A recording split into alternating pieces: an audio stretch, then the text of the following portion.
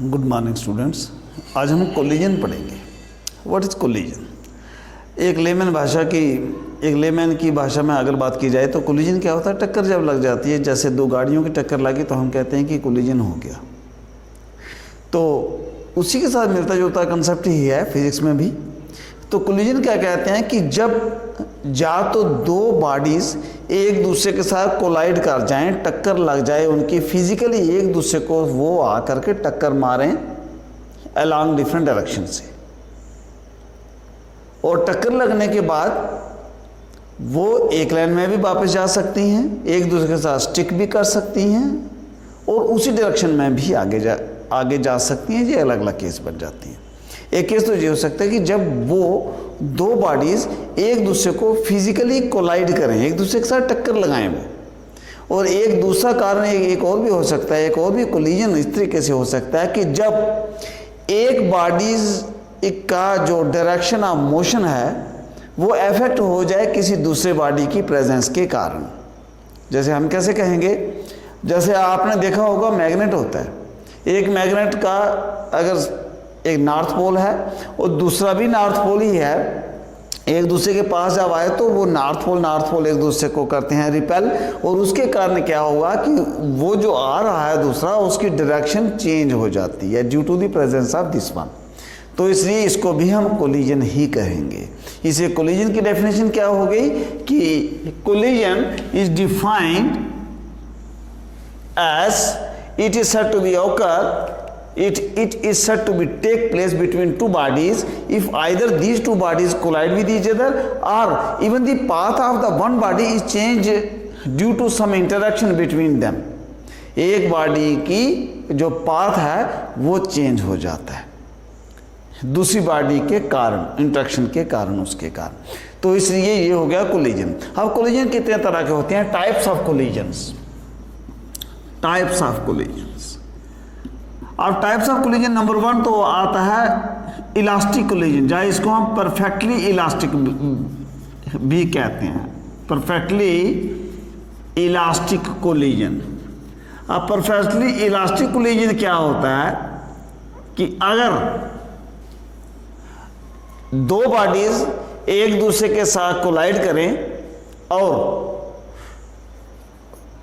Kinetic energy और momentum ये दोनों कंजर्व हो जाए तो हम कहते हैं कि collision is perfectly elastic.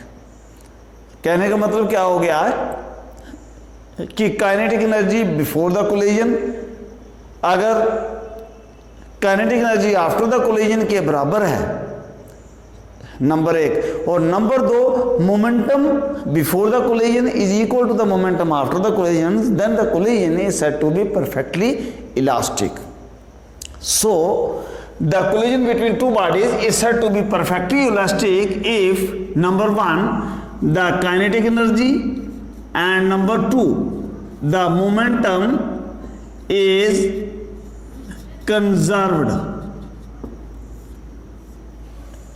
The kinetic energy before the collision must be equal to kinetic energy after the collision, and the momentum before the collision must be equal to the momentum after the collision. Example, the collision between the atoms, molecules, atomic particle जो है, this is perfectly elastic. Atomic collision जितने भी होते हैं, they are the perfectly elastic collisions. Number 2 is the inelastic collisions. Inelastic collision. अब inelastic collision क्या होता है? ये एक ऐसा कोलिजन होता है कि जिसमें मोमेंटम तो कंजर्व हो जाती है लेकिन काइनेटिक एनर्जी कंजर्व नहीं होती है। समझने की बात है, momentum of the particle before the collision must be equal to the momentum of the particles after the collisions. ये बात तो सीधी सीधी बात है। काइनेटिक एनर्जी कंजर्व नहीं हो पाती, उसका मतलब क्या है कि काइनेटिक एनर्जी कंजर्व इसलिए नहीं हो पाती है कि some of the kinetic energy is lost. कुछ काइनेटिक एनर्जी लॉस्ट हो जाएगी और वो हमें दिखेगी किस शक्ल में? In the form of heat और साउंड। आपने देखा होगा जब गाड़ियां दो टक्कर मारती हैं तो आवाज़ आती है, और कई बार तो ऐसा होता है कि इतनी ज़बरदस्त टक्कर होती है कि आग लग जाती है ड्यू टू फ्रिक्शन। तो so in that case the collision is called as in elastic collision. In elastic collision क्या हो गया? It is type of collision in which momentum is conserved but the kinetic energy is not conserved. So the collision between two bodies is said to be inelastic if the momentum is conserved but the kinetic energy is not conserved। कि kinetic energy before the collision is not equal to the kinetic energy after the collisions। और जितने भी nature में collision जितने भी हम होते हुए देखते हैं ये ऑलमोस्ट सभी इन इलास्टिक होते हैं। अब आता है तीसरी बात है perfectly in elastic collision. Perfectly in elastic collisions. अब परफेक्टली इन इलास्टिक कोलिजन क्या होता है?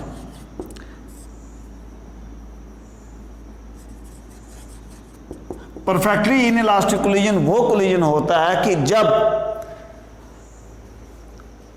मोमेंटम कंजर्व हो, काइनेटिक एनर्जी कंजर्व नहीं हो, और जब दो बॉडीज कोलाइड करें आफ्टर द कोलिजन वो दोनों बॉडी एक दूसरे के साथ स्टिक कर जाएं और एक ही बॉडी बन करके चलना स्टार्ट हो जाएं। In that case the collision between the bodies is said to be perfectly in elastic collision. Example, तो इसमें एक तो है कि ये जो दोनों केस सेम के सेम ही रहेंगे, मोमेंटम जो है तो वो कंजर्व रहेगी और kinetic energy is not conserved. और तीसरी बात क्या हमने कही कि जब ये आपस में कोलाइड करेंगी उसके बाद दोनों बॉडी स्टिक हो जाएंगी एक के साथ और एक ही बॉडी बन करके चलना स्टार्ट हो जाएगी।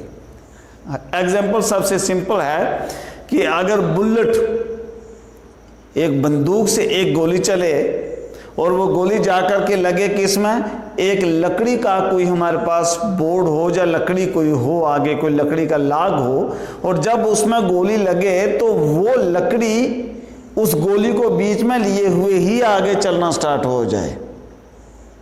सपोज कर लो कोई पेड़ का कोई छोटा सा कटा हुआ लकड़ी का पीस था, उस पे गोली हमने चलाई और जब गोली उस पे स्टिक की तो गोली उसके पार नहीं चली गई, बीच में थी, और वो गोली उस फोर्स के साथ उस लकड़ी के पीस को साथ में लेकर के आगे की तरफ चली गई। तो so we say that the collision is perfectly in elastic. So ये था सिंपल कोलिजन की डेफिनेशन की कोलिजन होता क्या है, कितने तरह के होते हैं, एक एक कोई एग्जांपल।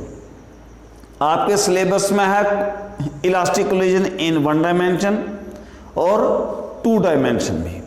तो इसमें हमको निकालना क्या है कि 1 डायमेंशन में हम क्या कहेंगे कि इलास्टिक कोलिजन इन 1 डायमेंशन है क्या। 1 डायमेंशन है इसका मतलब एक ही एक्सिस की हम बात करेंगे कि जब एक ही पाथ पर दोनों बॉडी जा रही हैं उसके बाद कोलिजन होता है। उस कोलिजन होने के बाद क्या क्या परिस्थितियां रहेंगी इन पे हम बात करेंगे इलास्टिक कोलिजन इन 1 डायमेंशन।